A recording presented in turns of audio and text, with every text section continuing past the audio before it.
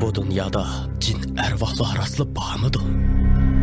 Oğlum, o ormanga barsan saklanmaysan. Bu yada zulmet ve vahime mengü hüküm sürdü.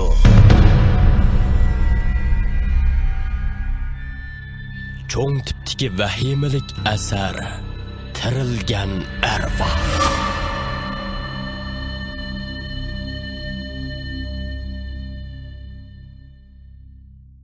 Bu eser İftihar Munberdagi Hazreti Ömer'nin tirilgen ervah namlıq eseri bulup Vahim studiyası avaz qilib tayyorladi. Amgikimizga hurmat qiling. 1. bölüm. Salimning kundalik xotirasi. 1. qism. Kundalik xotiradagi mazmunlar. Muqaddima.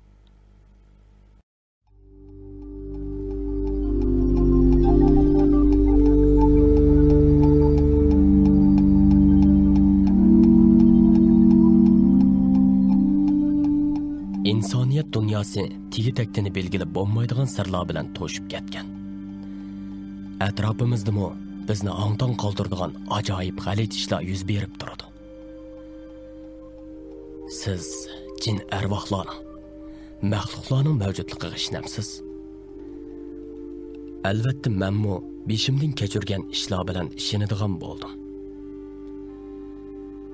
Beshimdan kechirgan bu qo'rqinchli ishlar Mana şunu tushundirdi ki, dünyada sirini bilgili bo'lmaydigan nurg'un narsalar bor ekan. Odamlarmi shuning ichida albatta. Mening ismim Ömer. Nihoyat g'alati mijozlik bola. Yolg'izlikni xohlayman. Qo'limdan kitob tushmaydi. Men qandoqdir tarixiy qimmati bor kitoblar emas, fantaziyaligi kuchlik, vahimlik kitoblarni, shundoqla kinolarni ko'raman. Şu çağlarda mening bu g'alati mijozim meni shu vahimlik safarga so'rab kirgan edi. Qutqizinglar!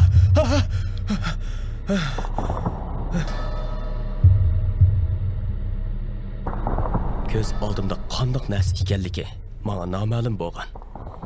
Beshig'i qora plash otib olgan. Qip-qizil nurliq ishki ko'zdan bo'lak boshqa yerni ko'gilib bo'lmaydigan g'alati bir maxluq qurib, iskilit bo'lib ketgan qo'llar bilan gelimni kuchab siqib Qancha vaqirsam beka. Bu qorong'u o'rmonda kim u meni qutqazg'ili kelsin? Tuyuqsiz ko'z oldimdagi bu maxluq nadim paydo qildiki, qo'liga yo'g'on bir oy poltini oldi. Ah, Xudo, u meni o'ldiribdimi? U satiy joyganicha poltini menga qaratdi. Qo'rqqanimdan yuraklarim tez so'qib ketib boradi. Shundoq kulgunicha polti bilan beshimni chopdi.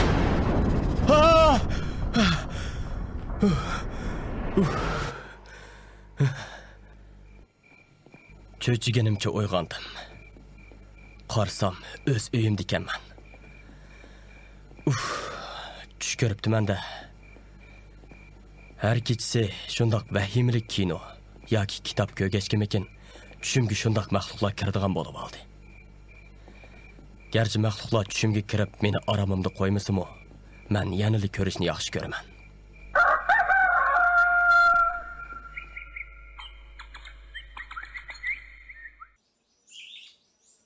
Bugun atigandala suyimli kitobimni ko'targanimcha jimjit yer izlab uydan chiqdim. Mahallimizning chetidarak bir o'rmon bo'lib, atrofi egiz temir to'r reshatkalar bilan qo'shaqlangan edi. Har 10 metrda bir kirish man'iy qilinadi degan man'iy taxtasi bor edi. Amaliyotda bu man'iy belgisi qo'yilganimi uzun bo'lmadi. 2 yil ilgari mahallamizdagi Salim ismli kishining bu o'rmon ichida sirliq fojia bilan o'lib ketishidan keyin bu belgi esilgan. Dadam va yaqin og'aynam Emin bu o'limning sababini beradi. Biroq dadam menga qat'iy deb bermagan edi. Shuning uchun men bu o'rmonga bakla qiziqaman. Mening bu o'rmonga kiradiganligimni hech kim bilmaydi. Bu yerga kirish uchun to'r reshatkaning o'zim patqidakli yerini qayirib kamar ochgandan keyin bu yerdagi tog' yanida men bayqagan kichik o'nkir bo'lib, bu yer mening kitob o'qiydigan eng yaxshi joyim edi.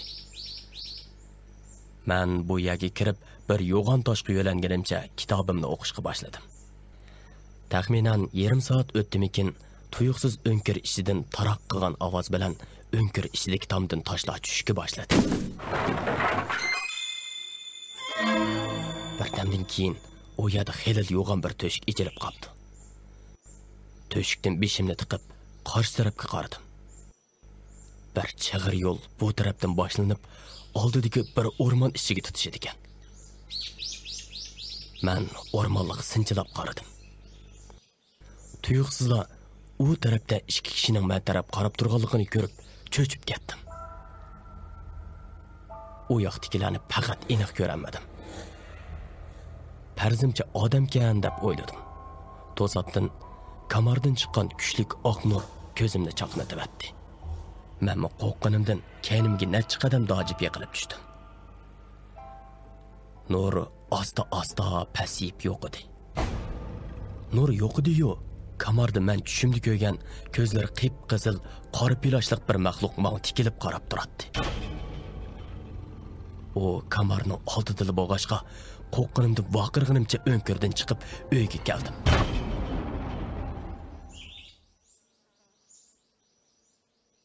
Chiroyim totirib ketgan edi. Dadam holimni ko'rib so'radi. Voy, balam, ne bo'lding? Chiroying totirib ketibdi-ku. Men yiliqi o'rmonga borgan edim. Nima?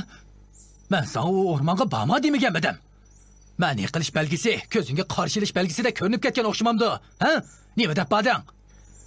U o'rmonning xatarlikligi haqida hech nima bilmasam, yo menga deb bermisang? Maqra balam. Men sana 2 yil burun aşı o'rmonda g'alati ishlar sababli o'lib ketgan Salim tog'aning kundalik xotirasini beray. Xotirni Salimning jasadi bilan birga bayqagan edim. Xotirni o'qib bo'lgandan keyin u o'rmonga bormaslik haqida menga va'da bersan. Ma'qul.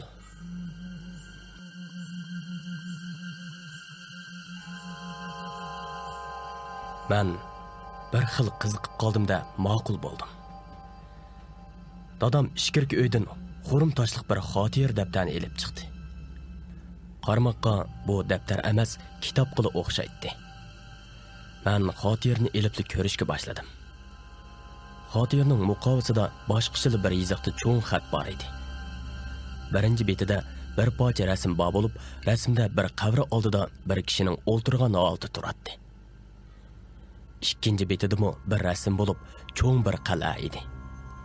Üçüncü betidimi o'xshashli rasm bo'lib, qabri ustida bir qo'l cho'qchiyib turardi. Bu rasmlar odamni sur bostirardi. Keyingi ikki betda muqovidagi yiziqda bir muncha xatlar bor ekan. 5-betidan boshlab Salimning kundalik xotirasi yozilgan edi. Men xotirani bir boshdan o'qishga boshladim.